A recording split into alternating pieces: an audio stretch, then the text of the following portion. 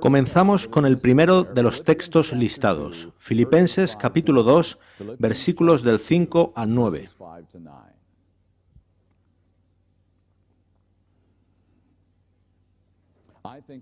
Creo que es uno de los pasajes principales del Nuevo Testamento.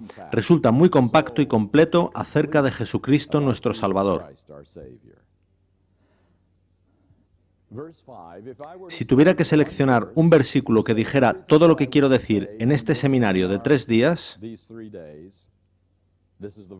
sería este versículo, el 5.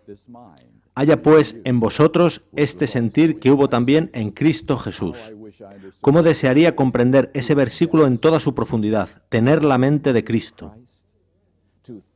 Pensar como Él pensaba, tomar decisiones como Él tomaba, tener su estabilidad emocional, hacer juicios como Él hacía.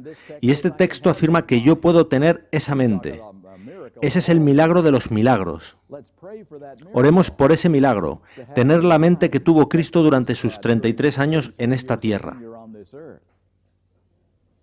Sigue diciendo, el cual, siendo en forma de Dios, no estimó el ser igual a Dios como cosa que aferrarse, sino que se despojó a sí mismo, tomando forma de siervo, hecho semejante a los hombres. Y estando en la condición de hombre, se humilló a sí mismo, haciéndose obediente hasta la muerte, y muerte de cruz. Por lo cual Dios también lo exaltó hasta lo sumo, y le dio un nombre que es sobre todo nombre, para que en el nombre de Jesús se doble toda rodilla, de los que están en los cielos y en la tierra y debajo de la tierra, y toda lengua confiese que Jesucristo es el Señor, para gloria de Dios Padre. ¿No es un magnífico pasaje? Nos transporta por todo el trayecto desde el pasado eterno al futuro eterno. Todo ello en unos pocos versículos. Toda lengua incluye al mismísimo Satanás. La palabra confesará no significa creerá, sino declarará, confirmará como un hecho. Un día, dentro de unos 1000 años, Satanás se arrodillará ante el trono de Dios y ante el universo que observa y dirá, mi camino es equivocado, el tuyo es correcto, Dios. Lo más misericordioso que puedes hacer es terminar mi existencia. Y cuando Él diga eso, este universo será de nuevo un sitio seguro en el que vivir. ¡Qué maravilloso pasaje! Volvamos al versículo 7. La King James en realidad añade unas palabras que no están en el idioma original. Dice así, se hizo a sí mismo sin reputación. El original es algo más sencillo. Dice así, se vació a sí mismo. Y ese es el fundamento de la pregunta que os hago. ¿De qué se vació Cristo a sí mismo? Echemos un breve vistazo a distintos puntos, comenzando por su omnipotencia. Id conmigo a Juan 5:30. Vamos a leer un par de citas de Jesús que nunca hubiera esperado de Él. Juan 5:30 es uno de esos textos.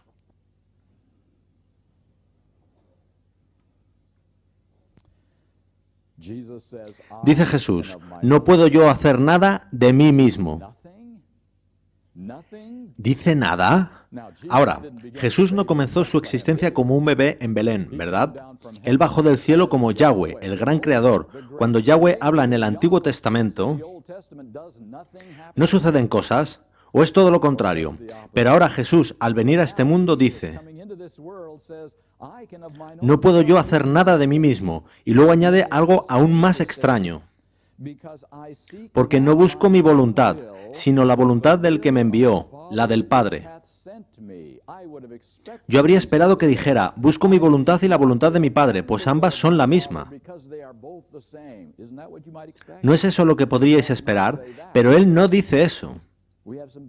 Tenemos aquí frases muy interesantes de Jesús. Centrémonos en la primera. No puedo yo hacer nada de mí mismo. Fijaos detenidamente en el guión que tenéis en vuestras manos para vuestro estudio personal.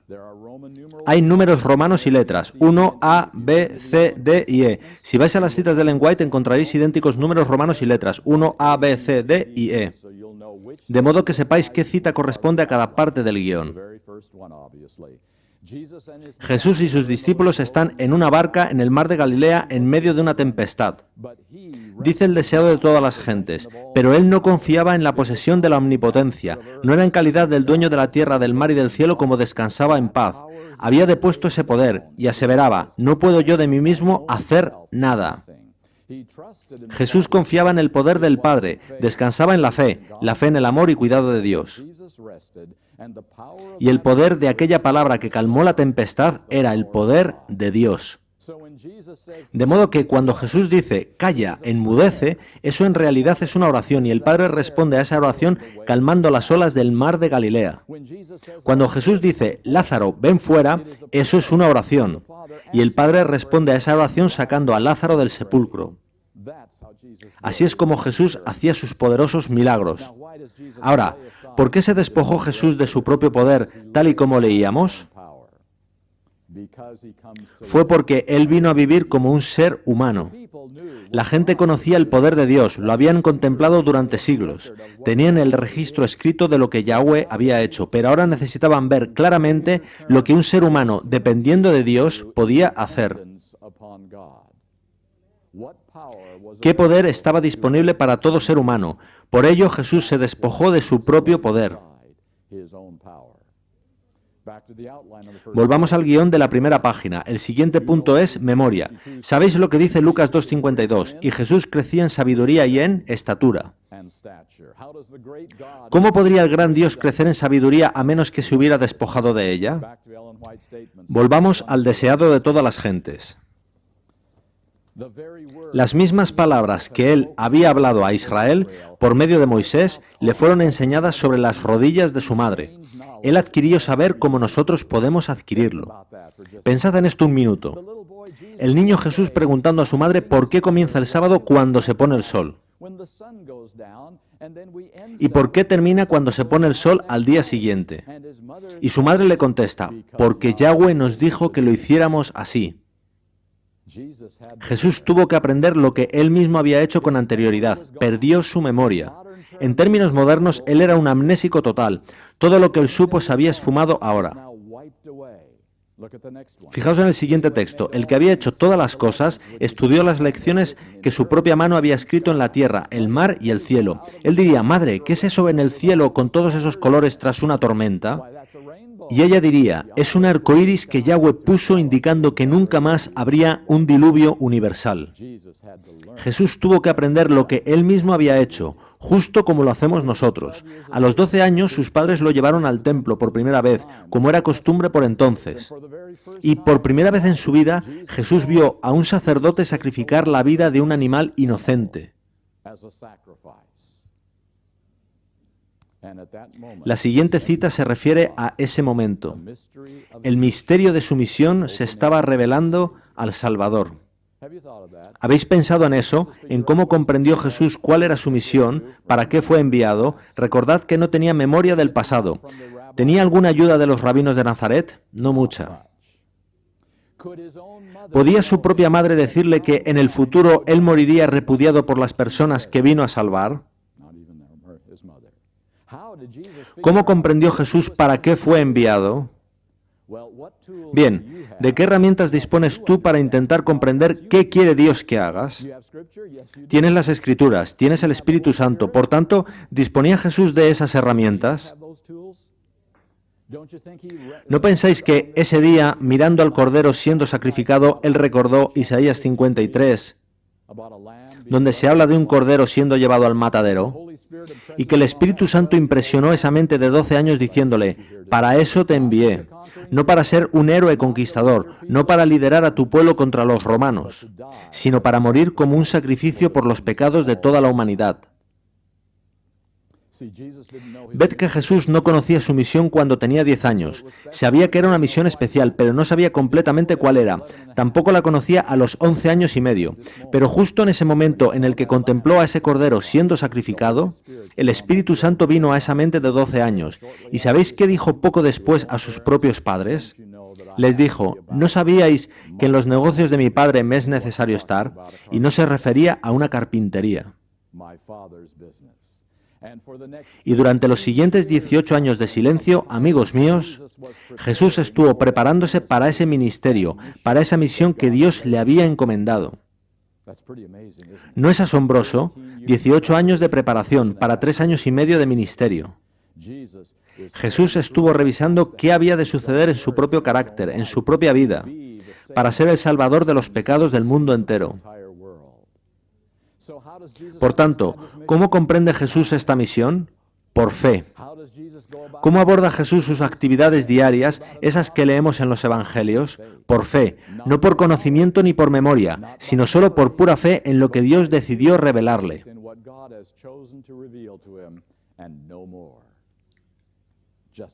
De la misma forma en que tú averiguas tu misión y tu propósito, por fe.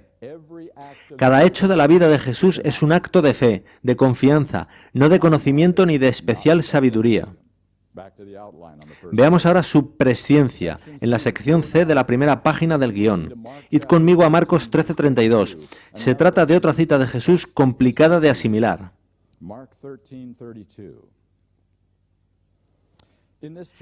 En este capítulo, Jesús describe muchos eventos que tendrán lugar entre sus primera y segunda venidas. Ahora Él ha llegado al final del relato y dice en el versículo 32, «Pero de aquel día y de la hora nadie sabe, ni aun los ángeles que están en el cielo, ni el Hijo, sino el Padre». ¿Qué acaba de afirmar Jesús? Los hombres no lo saben, los ángeles tampoco, y Él tampoco, ni el día ni la hora. Ahora, Él acaba de describir todos los eventos que sucederán, ¿y no conoce el día ni la hora? Bien, ¿cómo sabe Jesús lo que sabe? Por lo que el Padre ha elegido revelarle, tal y como en el caso de cualquier profeta. Y Jesús está dispuesto a admitir, no lo sé. Ese es un buen consejo para nosotros, amigos. Cuando Dios no ha revelado algo, solemos hacer especulaciones e ir más allá de lo que dice el texto. Tengamos cuidado, estemos dispuestos a decir, no lo sé, lo averiguaremos en la eternidad. Jesús no conoce el futuro a menos que su Padre se lo revele. Veamos de nuevo qué dice el deseado de todas las gentes. Antes de venir a la tierra, el plan estuvo delante de él, perfecto en todos sus detalles. Pero mientras andaba entre los hombres, era guiado paso a paso por la voluntad del Padre. Acabáis de leer en 2 frases la diferencia entre Yahweh y Jesús. Por cierto, ambos son el mismo, aunque con diferentes nombres. Yahweh tiene completa presciencia. Él puede ver cualquier evento del futuro. Sin embargo, Jesús depone ese maravilloso don de la deidad para ahora marchar paso a paso. Pues ese es el modo en que tú has de marchar. El siguiente párrafo dice, Cristo, en su vida en la tierra, no hacía planes por sí mismo, aceptaba los planes de Dios para él y día tras día el Padre se los revelaba. ¿Qué suponéis que hacía Jesús durante esas noches de oración? Hacía acopio de información, amigos. ¿Qué he de hacer mañana? ¿A dónde he de ir? ¿Con quién he de hablar? Sé además que continuaremos con estas noches de oración, posiblemente en no mucho tiempo, cuando las cosas se pongan difíciles y no sepamos qué pasos tomar. ¿Qué he de hacer mañana, Padre? Ayúdame. Eso es lo que hacía Jesús. El siguiente párrafo es probablemente el más profundo que haya leído en el deseado de todas las gentes. Habla de Jesús en la cruz y dice, el Salvador no podía ver a través de los portales de la tumba. La esperanza no le presentaba su salida del sepulcro como vencedor ni le hablaba de la aceptación de su sacrificio por el Padre. Ahora, esa es una declaración desconcertante porque ¿no dijo Jesús en más de una ocasión, destruid este templo, este cuerpo y en 3 días lo levantaré? ¿No dijo él a sus discípulos, id delante de mí a Galilea y os encontraré allí cuando me haya levantado de entre los muertos? ¿No creía esas declaraciones? Seguro que sí. Entonces, ¿cómo puede ser verdad esto? Que cuando Jesús estaba en la cruz, él no podía ver a través de los portales de la tumba, que la esperanza no le presentaba su salida del sepulcro como vencedor. Bien, pensad conmigo en lo que sucedió al marchar Jesús con sus discípulos, desde el aposento alto de la última cena hasta el jardín del Getsemaní. Se nos ha dicho que Jesús tropezó 3 veces y hubiera caído al suelo si sus discípulos no lo hubieran sostenido físicamente? ¿Qué le estaba sucediendo al fuerte carpintero que recorrió toda Galilea y Judea sin ningún problema y ahora ni siquiera puede andar hasta el jardín? Amigos míos, el peso de los pecados del mundo estaba recayendo sobre sus hombros. ¿Y qué hace el pecado? Nos separa del dador de vida. ¿Qué muerte estaba experimentando Jesús para que tú y yo no tengamos que sufrirla? La segunda muerte. Jesús estaba sintiendo la experiencia de la segunda muerte.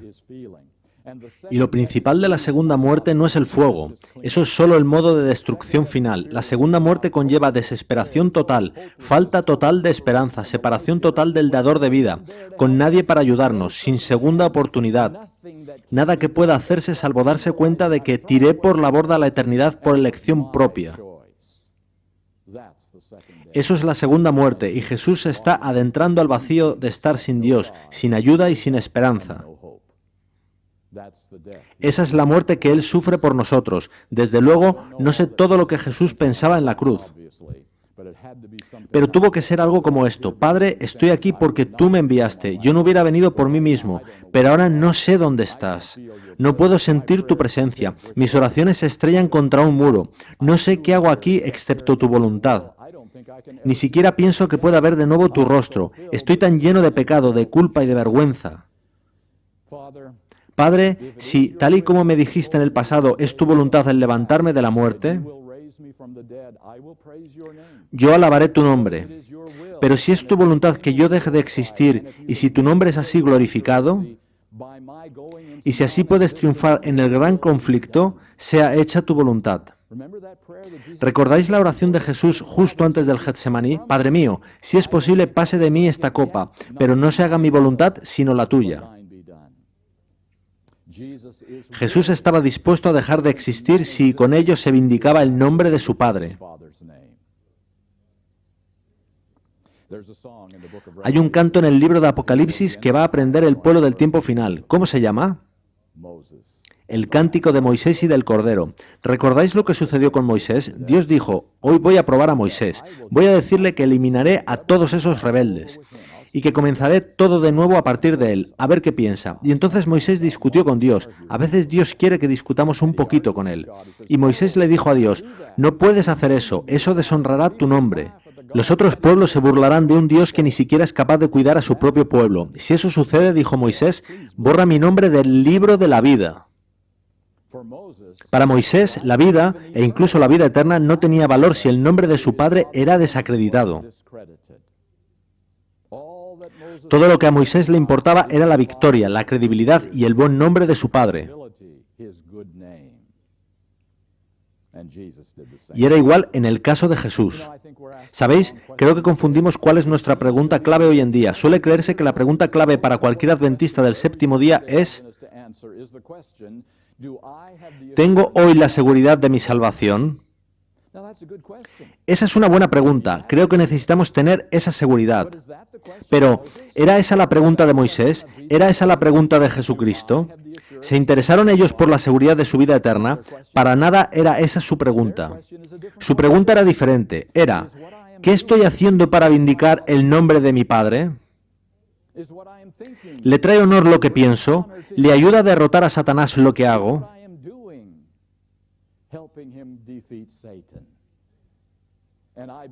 Yo creo que esas son las preguntas de Moisés y del Cordero, y también del pueblo remanente de Dios que se está preparando para recibir el sello de Dios. Ese asunto hace palidecer a nuestra propia salvación por la insignificancia de esta. Lo que hago, lo que digo y pienso, ¿ayuda a Dios a adelantar la conclusión del gran conflicto? ¿Mis acciones desacreditan las mentiras de Satanás acerca del carácter de Dios? ¿No darían esas preguntas un nuevo enfoque a mi toma diaria de decisiones? La pregunta no es: ¿puedo hacer esto y aún ser salvo? Preguntamos mucho esto.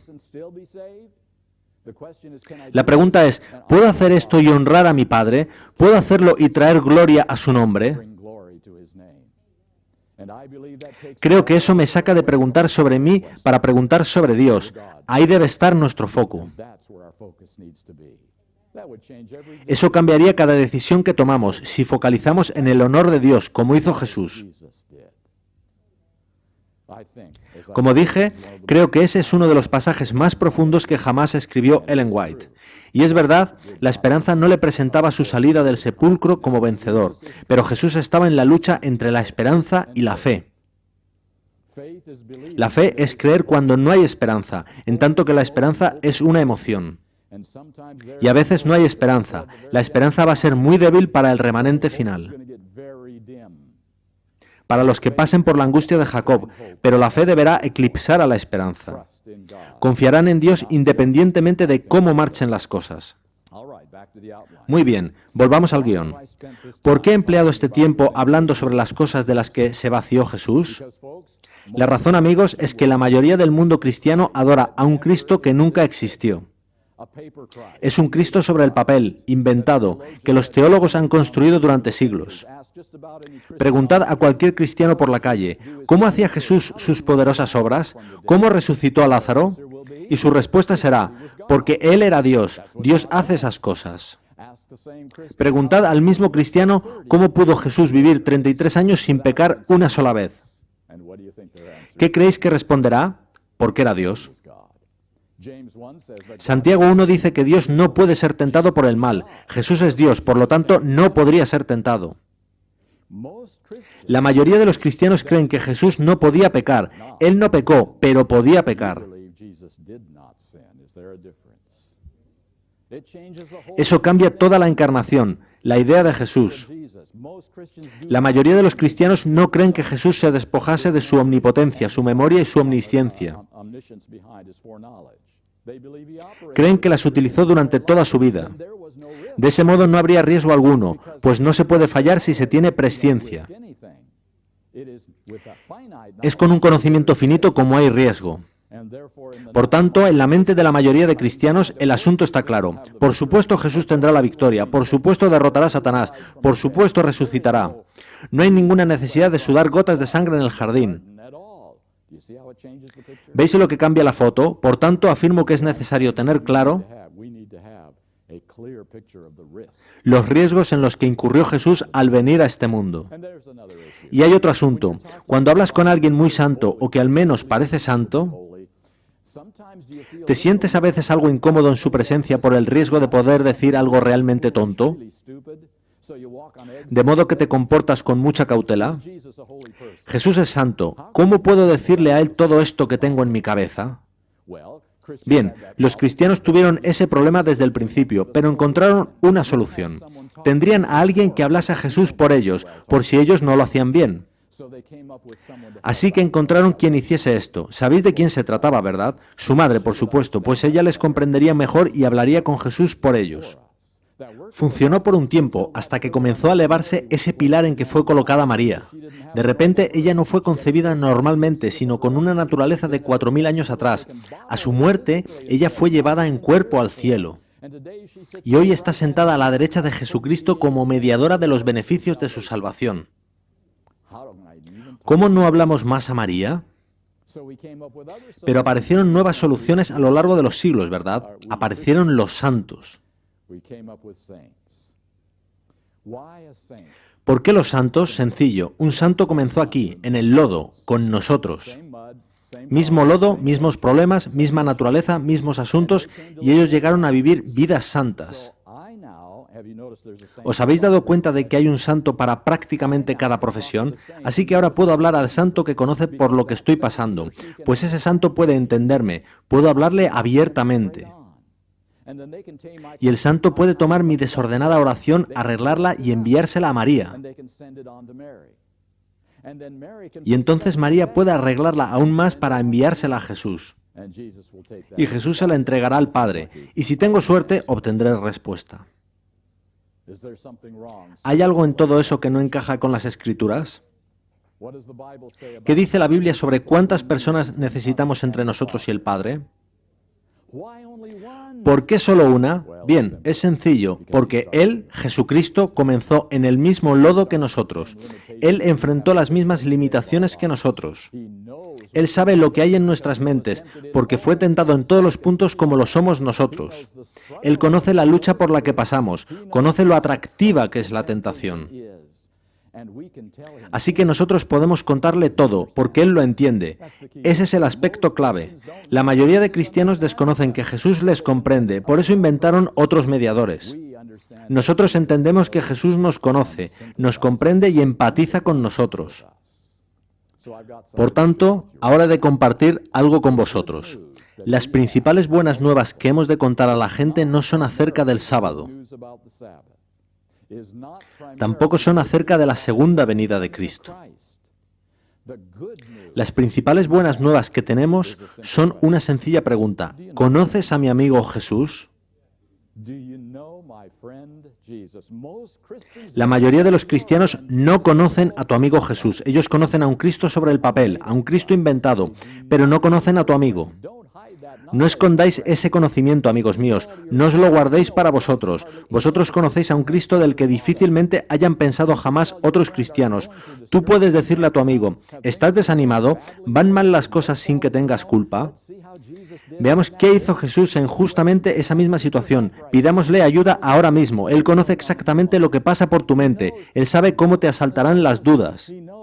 Él sabe cómo te hace sentir el desánimo. Hablemos con Jesús. La pregunta, ¿conoces a mi amigo Jesús?, es tu vía de entrada a los corazones de tus familiares, tus amigos y tus compañeros de trabajo.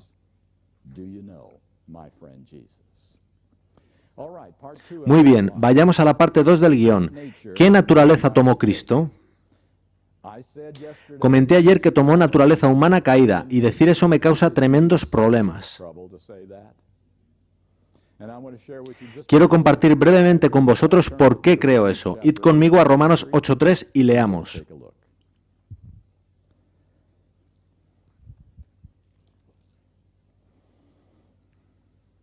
Romans 8, verse 3.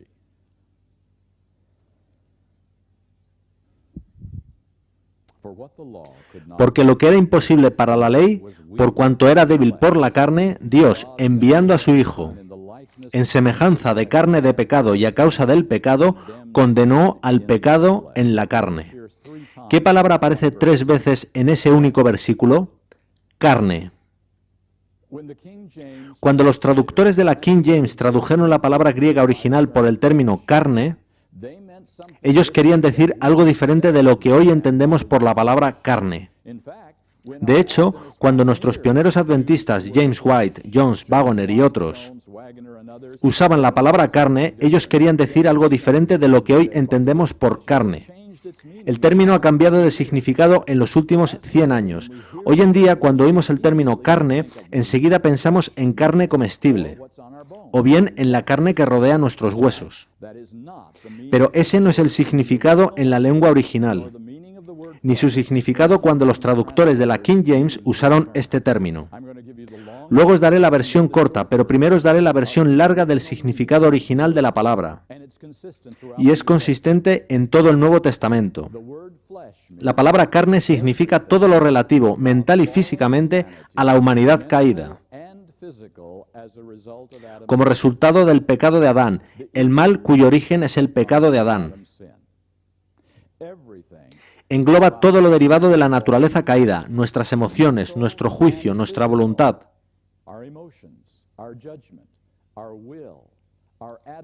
Nuestras actitudes, así como todas las consecuencias físicas derivadas del pecado de Adán. Todas las características del mal derivadas del pecado de Adán, mentales y físicas. La versión corta es naturaleza caída. Y así es como algunas traducciones modernas traducen el término carne. Naturaleza caída es una traducción correcta. Releamos ahora el texto. Porque lo que era imposible para la ley, por cuanto era débil por la naturaleza caída, Dios, enviando a su Hijo en semejanza de naturaleza caída y a causa del pecado, condenó al pecado en naturaleza caída. Eso es lo que dice el texto, no es una interpretación. Naturaleza caída es el significado de la palabra griega sarx del Nuevo Testamento, traducida como carne en la versión King James. Bien, tenemos aún un pequeño problema. Dice semejanza de carne de pecado, de naturaleza caída. De modo que algunos entienden similar o parecido, pero no igual. Let's check Philippians. Revisemos Filipenses 2:7, el mismo texto con que empezamos. But now we're going to focus Pero ahora focalicemos en la última parte del versículo. Philippians chapter 2, verse 7, the last half.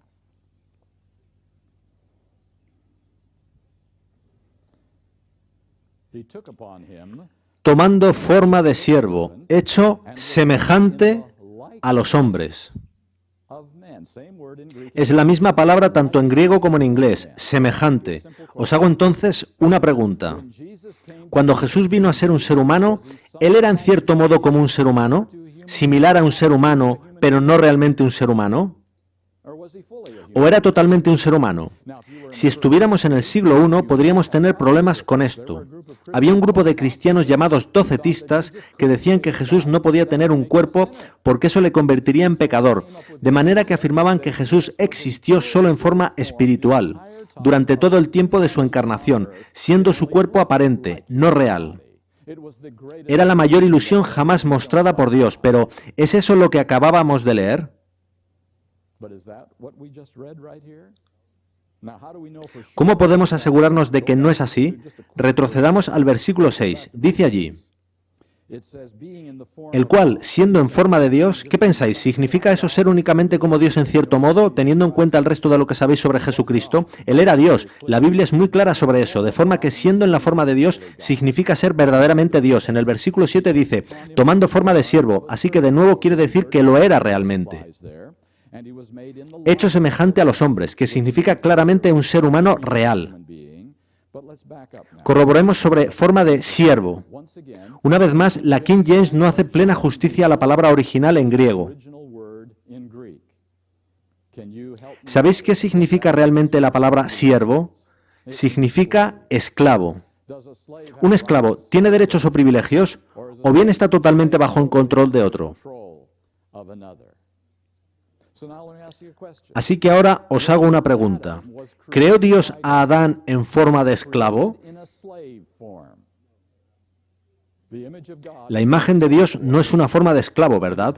Es todo lo contrario. When Adam and Cuando Adán y Eva pecaron, tomaron forma de esclavos, se convirtieron en esclavos del pecado. are they a slave to sin? And so the De modo que Adán antes de la caída era libre, no esclavo, pero era esclavo tras la caída. free after the fall slave form. So notice carefully. Así que fijaos cuidadosamente en lo que dice ahora. Tomando forma de esclavo. That can't be Adam before Ese no puede ser Adán antes de la caída, solo puede ser en lo que se convirtió Adán a causa del pecado. sin. We call it. Forma de esclavo, lo que llamamos naturaleza caída. Y él fue hecho a su semejanza, lo que significa verdaderamente un ser humano. So I believe De modo que creo hay clara evidencia de que Jesús tomó nuestra naturaleza. there's another text in Hay otro texto en Hebreos 2 que podéis leer por vosotros mismos, que es claro al respecto. on this point. He took. Tomó para sí a la descendencia de Abraham. Now we're going to look at a couple of Veremos ahora brevemente un par de citas de Ellen White y concluiremos por hoy. first page of Ellen Primera página de las citas de Ellen White, cerca del fin de la página, sección 2A. section 2A, Desire of Ages. Es el deseado de todas las gentes, página 49. Would have been an Habría sido una humillación casi infinita para el Hijo de Dios revestirse de la naturaleza humana aun cuando Adán poseía la inocencia del Edén. Eden. But Jesus Pero Jesús aceptó la humanidad cuando la especie se hallaba debilitada por 4000 años de pecado. Como cualquier hijo de Adán, aceptó los efectos de la gran ley de la herencia. of the great law of heredity. What these Y la historia de sus antepasados terrenales demuestra cuáles eran aquellos efectos. he came with such Mas él vino con una herencia tal. ¿Da este texto la más ligera posibilidad brightest window opportunity for the theory that para la teoría de que Jesús se saltó 4000 años de herencia, total o parcialmente? there's not the slightest No hay el más mínimo indicio de que eso pudiera ser posible, como tú y como yo, como Abraham y David, y sí, como Rahab, sus ascendentes terrenales. Rahab, his earthly ancestors. He accepted the Él aceptó los efectos de la gran ley de la herencia. Bien, si esto está suficientemente claro en las Escrituras y en los escritos de Ellen White, ¿por qué existe tanta dificultad para entenderlo? Se explica en las siguientes 2 o 3 citas que leeré. Ambos padres transmiten a sus hijos sus propias características mentales y físicas, su temperamento y sus apetitos. ¿Quiere eso decir que Jesús recibió eso tan malo? Id al comienzo de la página 2, a su segundo párrafo. El padre transmite a sus hijos temperamentos irritables, sangre contaminada, intelectos debilitados y morales frágiles. Eso es horrible. ¿Recibió eso Jesús? Pero Jesús no tenía padre, ¿recordáis? Tenía María un padre. Al final llegaríamos a Adán. Algunos de esos padres transmiten morales frágiles y temperamentos irritables a su descendencia. ¿Que Jesús recibió eso? Imposible. Eso le habría contaminado. ¿Veis el razonamiento? Leamos el siguiente párrafo. Los padres pueden haber transmitido a sus hijos tendencias al apetito y la pasión. ¿Habéis recibido algunas de esas tendencias? Yo sí, y lucho contra ellas todos los días de mi vida, contra las tendencias al apetito y la pasión. Así que aquí está la clave, amigos. Aquí está la pregunta con la que sabréis inmediatamente qué es lo que creéis sobre el asunto que estamos discutiendo. Y si hacéis esta pregunta a otra persona, sabréis exactamente lo que piensa sobre no solo la naturaleza de Jesús, sino sobre todo el Evangelio. He aquí la pregunta. ¿Una tendencia al apetito y la pasión heredada al nacer es tentación o pecado? Esa es la pregunta. Si esa tendencia heredada es tentación o es pecado.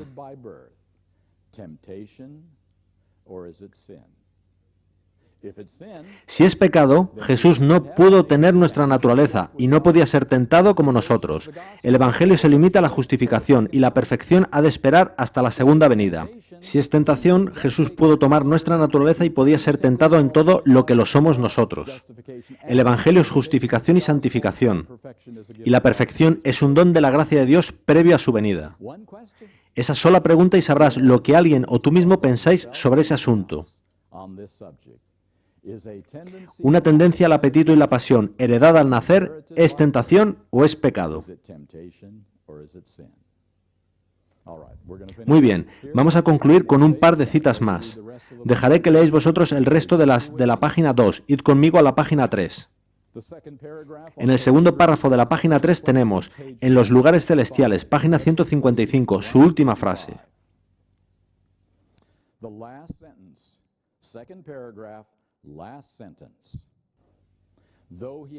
Aunque él tenía toda la fuerza de la pasión de la humanidad, nunca cedió a la tentación de hacer un solo acto que no fuera puro, elevador y ennoblecedor.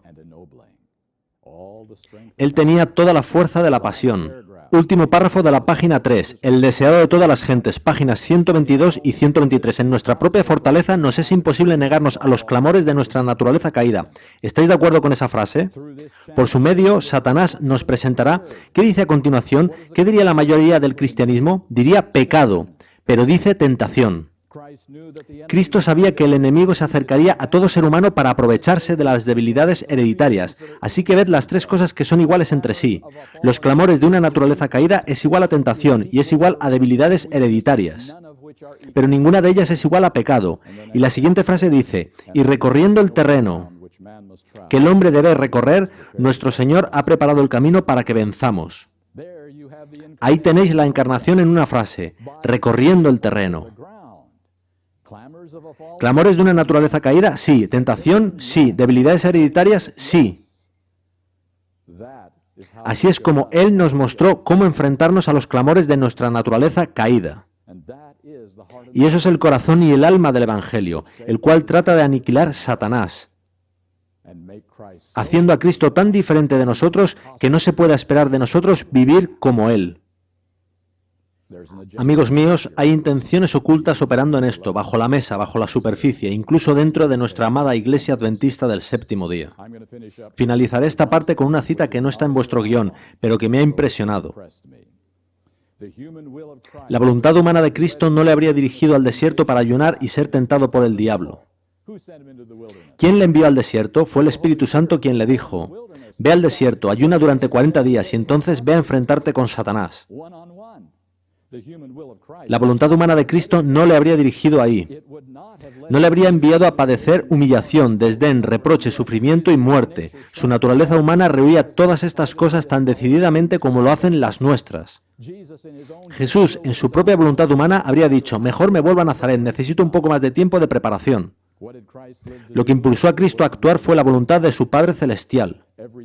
Cada día de su vida Jesús tenía que tomar una decisión entre sus propios deseos, que lo hubieran llevado a pecar de haberlos seguidos, y la voluntad de su Padre Celestial.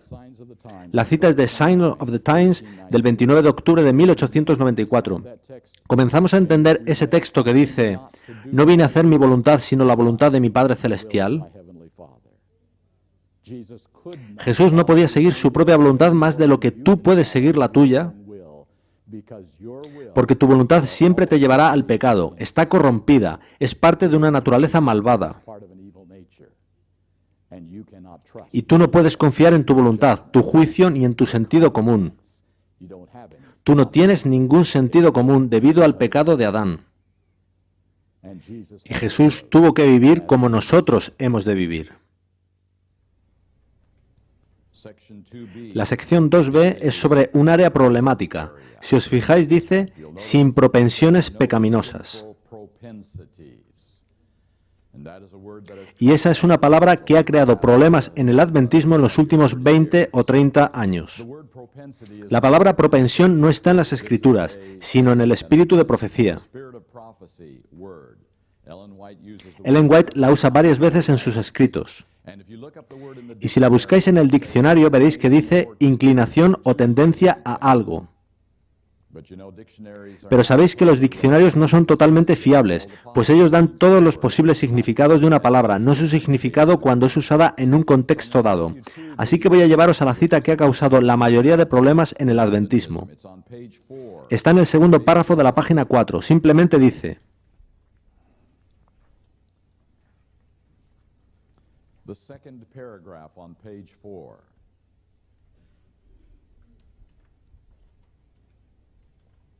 It simply says, be careful. Sed cuidadosos, sumamente cuidadosos en la forma en que os ocupáis de la naturaleza de Cristo. No lo presentéis ante la gente como a un hombre con las propensiones del pecado. Él es el segundo Adán. Y después, si miráis unas 3 líneas antes del final de ese mismo párrafo, dice: podría haber pecado, podría haber caído, pero en ningún momento hubo en él una mala propensión. Así que, ¿qué significa eso? ¿No tenía Cristo nuestras tendencias, nuestras inclinaciones? Propensiones es una palabra difícil de comprender. Y el problema es que Ellen White la usa en sus escritos con 3 significados diferentes. De modo que hemos de tener cuidado de considerar la palabra en su contexto correcto. Su primer significado en los escritos de Ellen White es propensiones santas. ¿Disfrutáis los buenos alimentos? ¿Quién puso ese deseo en vosotros? Lo hizo Dios. Él os creó con muchas papilas gustativas, de modo que podáis saborear y disfrutar los alimentos. Ese es el primer significado de la palabra en los escritos de Ellen White, propensiones santas. Segundo significado de la palabra: tras la caída de Adán y Eva, esas propensiones santas cambiaron y se convirtieron en propensiones distorsionadas y pervertidas. De modo que ahora nos gustan alimentos que Dios nunca planeó para nosotros y queremos comer más de lo planeado por Dios. Esas son propensiones caídas. Nosotros heredamos esas propensiones santas que se han convertido en distorsionadas o caídas. El tercer significado de la palabra en los escritos de Ellen White no tiene nada que ver con la herencia, sino con los hábitos que desarrollamos mediante nuestras elecciones. Por ejemplo, hay alimentos que nos gustan por puro aprendizaje. Un día los probamos, nos gustaron y se convirtieron en un hábito para nosotros. Nada tienen que ver con la herencia. Ellen White dice que no necesitamos retener ni una sola propensión pecaminosa. ¿Por cuánto tiempo mantendréis vuestra naturaleza? Hasta que Jesús venga. ¿De qué os podéis deshacer hoy? De aquellas cosas que no necesitamos retener, nuestros hábitos. Los hábitos desarrollados por elección, el tercer significado de la palabra en los escritos de Ellen White.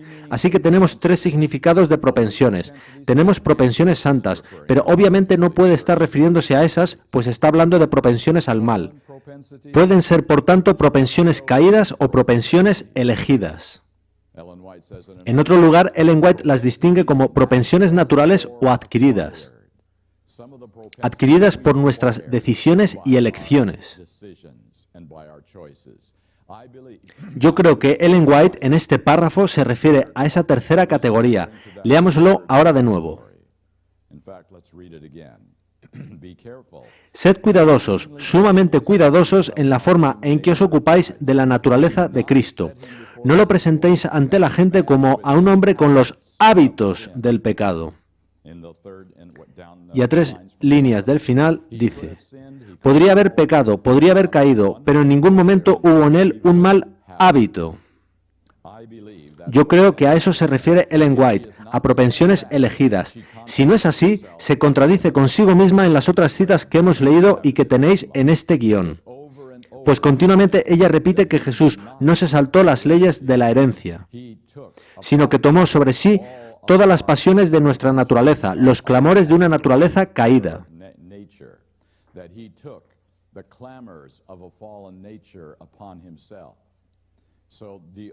Así que la única manera de que Ellen White no se contradiga a sí misma es aplicando aquí el tercer significado de la palabra, que él no tenía nuestros hábitos. No teniendo esto, por tanto, nada que ver con la herencia. Así que esta es una de esas palabras problemáticas que ha causado confusión. Lo mismo sucede con la disertación de Pablo sobre ley y gracia, contrastada con la que hace Santiago. ¿Sabíais que eso causó problemas en las iglesias cristianas al pensar que se contradecían? Sin embargo, si escudriñamos, encontramos que están en total armonía. Dicen lo mismo de modos distintos. A veces hemos de escarbar a fondo para tratar de comprender el verdadero significado de las cosas. Así que yo no pienso que Ellen White esté contradiciéndose o cambiando de idea cuando ella afirma que Cristo no tenía propensiones pecaminosas. Muy bien, en la sección C del guión dice realidad de las tentaciones. Yo espero que estéis plenamente convencidos de que Hebreos 4:15 significa exactamente lo que dice. Ya sabéis lo que dice, fue tentado en todo según nuestra semejanza, pero sin pecado. En todo no puede significar solo unas pocas debilidades físicas tales como dolor y sufrimiento, sino que incluye los impulsos al enfado, impaciencia, egoísmo y orgullo, en todo según nuestra semejanza. El único modo en que este texto puede ser totalmente correcto y creíble es si él fue tentado tanto desde dentro de su naturaleza como desde el exterior. Las secciones D, victoria por medio del poder divino, y E, posibilidades del hombre, las trataré en la presentación final, por lo que os dejaré que las leáis y estudiéis por vuestra cuenta. Encontraréis varias citas de la Biblia y del espíritu de profecía al respecto, pero voy a finalizar por hoy resumiendo de alguna manera lo que hemos visto hasta ahora. Cuando Jesucristo vino a esta tierra, Él no hizo uso de su deidad. Él actuaba como un ser humano debe actuar, sin el uso de los poderes que tenía como Yahweh. Yo creo que Él nació con la misma naturaleza caída que tú y yo, pero con una diferencia. Él nació del Espíritu Santo y de una madre humana. Yo nazco de padres humanos. Y, casi de inmediato, comienzo a desarrollar propensiones pecaminosas, entendiendo por ellas hábitos de pecado. ¿Os habéis fijado en los bebés echando mano a un juguete para quitárselo a otro? Esos hábitos no son pecado aún, pero están gestando algo que se convertirá en pecado al crecer el niño. Así que las propensiones pecaminosas se desarrollan desde el mismo nacimiento. En el nuevo nacimiento somos perdonados por esos pecados. Y Dios comienza a quitarnos uno por uno esos pecados de nuestras vidas, esos hábitos que habíamos desarrollado. Ahora, en el caso de Jesús es diferente. Él tiene el Espíritu Santo desde el nacimiento, tomando control de su vida, de su herencia caída.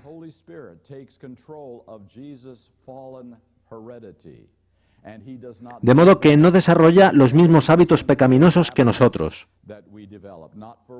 No llegó a haber un hábito pecaminoso en él ni por un instante, por tanto hay diferencia en su caso. Podéis decir que eso da ventaja a Cristo. Mucho cuidado con eso. ¿De cuántos era Jesús responsable cuando vino en su misión a este mundo? De todo el universo, amigos. ¿Cuántos pecados podía cometer sin dejar de cumplir su misión? Ni uno. ¿Disponía él de un mediador en el cielo en caso de entrar en serio peligro? ¿De cuántos eres tú responsable en última instancia? De uno. ¿Cuántos pecados puedes cometer tú y no dejar de cumplir tu misión? Innumerables, ¿verdad? Todos los hemos hecho y además disponemos de un mediador por si tenemos problemas. ¿Quién tiene una ventaja de veras? Yo me quedo con mi ventaja antes que con la suya. Había diferencias en Cristo, sí. Él vino del cielo, nosotros no. Él eligió a sus padres, nosotros no. Él eligió obedecer a Dios antes de nacer. Salmos 47 y 8 dice, en el libro está escrito de mí, yo vengo para hacer tu voluntad, oh mi Dios. No es igual en nuestro caso. Así, dado que Él vino del cielo y Él es Dios, hay diferencias esenciales en Cristo.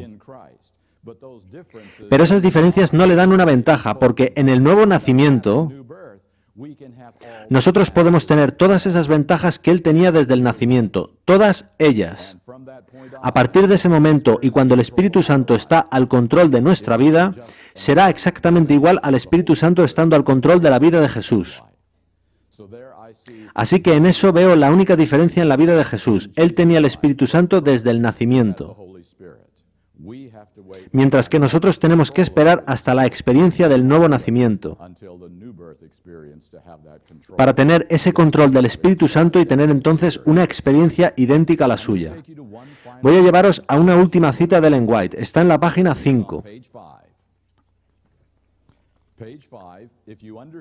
Si comprendéis este solo párrafo, comprenderéis todo lo que necesitaréis saber sobre justicia por la fe. Digamos que términos tales como propensiones, imputada o impartida se hacen confusos. Centrémonos en algo muy sencillo y muy simple. Id a la página 5, hacia un tercio de la página. El deseo de todas las gentes, página 363. Es muy importante, vale la pena memorizarlo. Como uno de nosotros, participante de nuestras necesidades y debilidades, fijaos ahora en cada palabra. Dependía enteramente de Dios y en el lugar secreto de oración buscaba fuerza divina a fin de salir fortalecido para hacer frente a los deberes y las pruebas. Como hombre suplicaba al trono de Dios hasta que su humanidad se cargaba de una corriente celestial que conectaba a la humanidad con la divinidad. Por medio de la comunión continua recibía vida de Dios a fin de impartirla al mundo. Y ahora la siguiente frase. ¿Qué dice? Su experiencia ha de ser la nuestra. Ahí tenéis la justicia por la fe, en un párrafo. Quitad todos los complicados términos teológicos. Y ahí tenéis la experiencia que debemos tener si es que hemos de ser justos por la fe. Ved las flechitas del gráfico. Confianza, estudio y oración por parte de Jesucristo traían del cielo al Espíritu Santo, que es la naturaleza divina por medio de la cual Él actuaba durante su vida en la tierra. Él no actuaba como deidad. Por medio del Espíritu Santo es como Él hacía milagros y como venció el pecado. Eso es lo que producía la semejanza a Dios en su experiencia. Y la misma confianza, estudio y oración traen el mismo Espíritu Santo, la misma naturaleza divina y la misma semejanza de Dios a nuestra experiencia. Eso es lo que acabamos de leer en este párrafo. Es súplica, es comunión, son ruegos, es pedir por fortaleza divina y por esa conexión. En tanto tu mano esté asida de la del Padre Celestial, tú tienes justicia y tú eres justo. Cuando tu mano se suelta y queda constreñida detrás de tu espalda, te quedas sin reservas de justicia. No hay justicia en ti por ti mismo. La conexión con el Padre es justicia. Así que, amigos míos, cuando hablamos sobre el asunto de la naturaleza de Cristo, no lo hacemos por abrir un mero debate dentro de la Iglesia Adventista del séptimo día. El verdadero asunto y la verdadera pregunta es, ¿cómo puedo yo tener esa experiencia? Y el único camino que conozco para hablar eficazmente sobre justicia por la fe es mirando como nuestro ejemplo y mentor al único que fue justo por la fe. Por ello hablo del asunto de la naturaleza de Cristo. Eso es justicia por la fe.